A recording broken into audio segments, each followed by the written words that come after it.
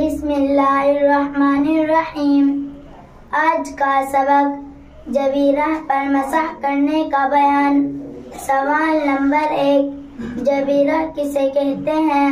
جواب نمبر 1، جبیرہ وہ لکڑی ہے جو ٹوٹی ہڈی درست کرنے کے لیے باندھی جاتی ہے، مگر یہاں جبیرہ سے وہ لکڑی یا زخم کی پٹی یا مرہم کا پھایا جو کچھ بھی ہو مراد ہے۔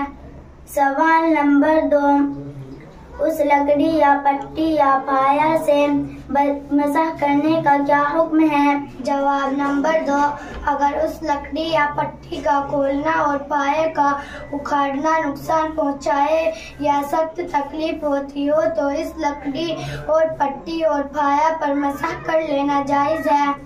سوال نمبر 3، کتنی پٹی پر مسح کریں؟ جواب نمبر 3، ساری پٹی پر مسح کرنا جائز چاہے خواہ اس کے نیچے زخم ہو یا نہ ہو۔ سوال نمبر 4، اگر پٹی کھولنے سے نقصان اور تکلیف نہ ہوتی ہو تو کیا حکم ہے؟